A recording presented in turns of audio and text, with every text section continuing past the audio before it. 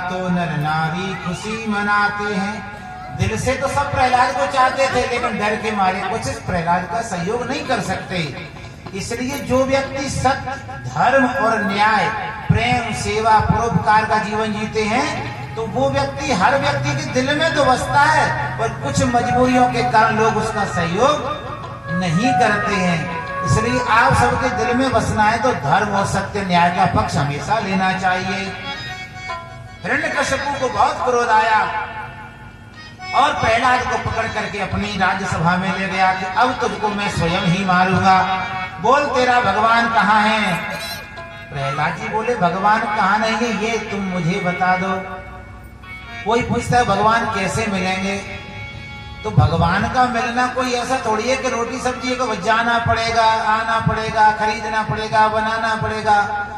भगवान तो हर व्यापक सर्वत्र समाना, प्रेमत प्रकट हो ही में। प्रेम चाहिए भगवान को प्रकट करने के लिए। मेरे भगवान तो सर्वत्र समान रूप से व्याप्त हैं। यस्त्वया मंदभाग्योक्तो मदन्यो जगदीश्वरः, क्वासो यदि स सर्वत्र तस्मात् स्तंभे न दृश्यते। तू कहता है कि तेरा भगवान सर्वत्र है, तो इस संसार का भगवान तो मैं हूं, और मेरे अलावा तो जिसको मानता है वो तेरा भगवान कहाँ है। सब जगह है तो मुझे इस खंबे में दिखाई क्यों नहीं पड़ रहा है। प्रहलाद जी कहते हैं ज्ञानी तपसाली बन्यो मन में है अभिमान, और भोजन के भंडार में मल की छींट समान।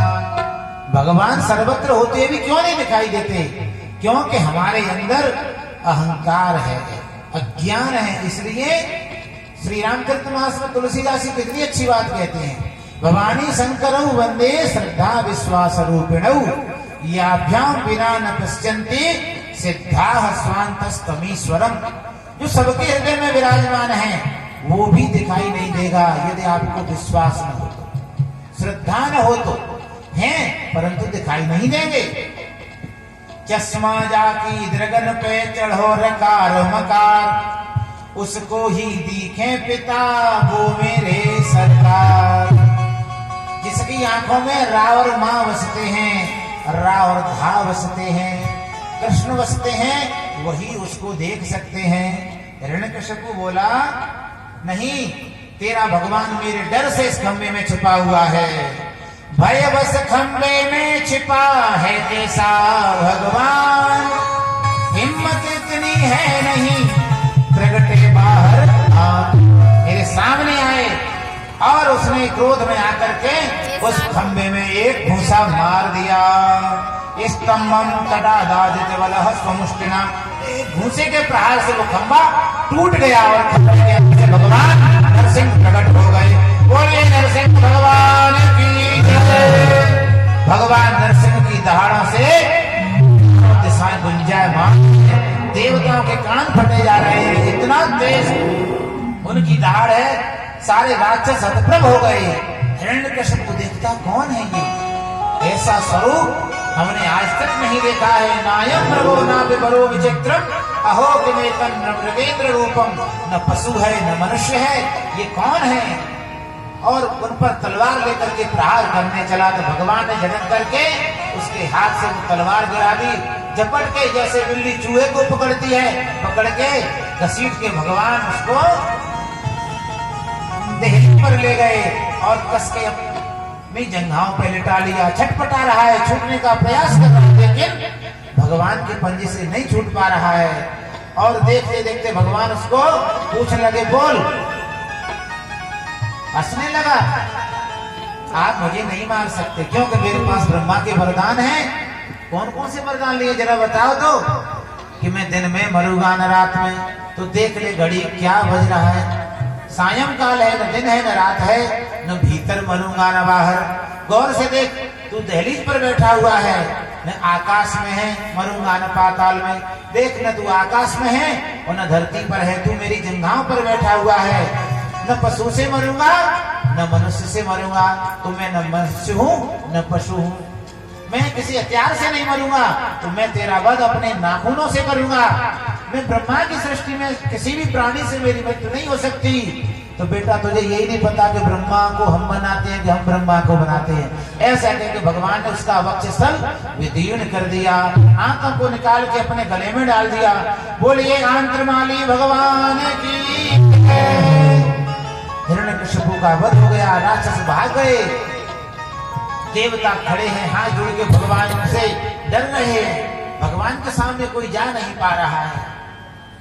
जब उसका संहार हो गया, भगवान जाकर के सिंहासन पर बैठ गए। सब देवता भगवान को क्रोध को देख करके बड़े डर रहे हैं, कहीं भगवान के क्रोध से प्रलय न आ जाए। देवताओं की हिम्मत नहीं है कि जाकर के भगवान को शांत कर सकें। तो लक्ष्मी मैया को लाके, मैया आपके पति देव हैं और हर पत्नी अपने पति को जानती है कि इनका क्रोध कैसे दूर होगा। लेकिन जैसे ही लक्ष्मी मैया भगवान के सामने आई तो भगवान एक दहाड़ और लगा दी। लक्ष्मी मैया डर गई, क्यों जानती नहीं है पति को, ये तो उनकी लीला है भैया। कभी कभी भगवान ऐसी लीला करते हैं। देवता समझ गए कि अब इनका क्रोध तो प्रहलाद जी ही दूर कर सकते हैं, तो प्रहलाद जी को आगे बढ़ा दिया। भगवान ने प्रहलाद के सिर पर बड़े प्रेम से हाथ फेरा, पुत्र मुझसे देर हो गई,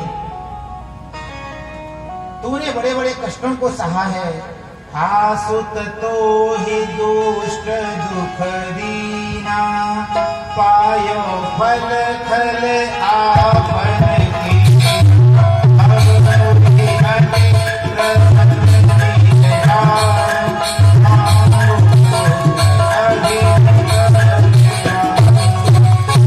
क्या मांगना चाहता, मुझसे वरदान मांग ले।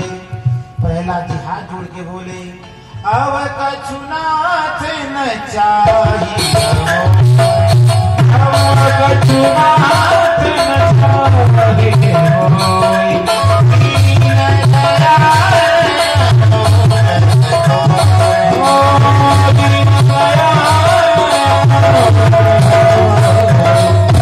क्या प्रभु मैंने वरदान मांगने के लिए आपकी भक्ति की है? वो जो भक्ति के बदले में वरदान मांगते हैं वो मूर्ख हैं। न सभृत्य सवई वण, लेना देना तो बनिए का काम होता है, स्वामी सेवक में कभी लेना देना नहीं होता। क्या पत्नी पति से कुछ प्राप्त करने के लिए सेवा करती है? क्या शिष्य गुरु की सेवा कुछ प्राप्त करने के लिए करता है? उसे तो मिलता है, उसे मांगना नहीं पड़ता है। बोले प्रभु प्यारे प्रिय कोमल तुम्हारे अंग, असुर ने मारे मम नाम एक गाने में। तूने कौन सा मेरा नाम ही तो लेता था, लेकिन मेरे नाम लेने पर तुझे कितने कितने कष्ट मिले। क्या आजकल किसी को कोई ऐसा सताता है? लेकिन फिर भी हम भगवान की भक्ति नहीं करते हैं।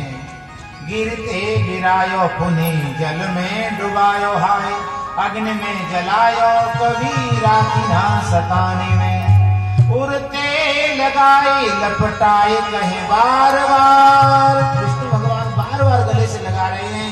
करुणा स्वरूप लगे करुणा दिखाने में, मंजुल मुखार विंद चूम चूम कहे प्रभु, क्षमा करो पुत्र मोहि देर भई आने में।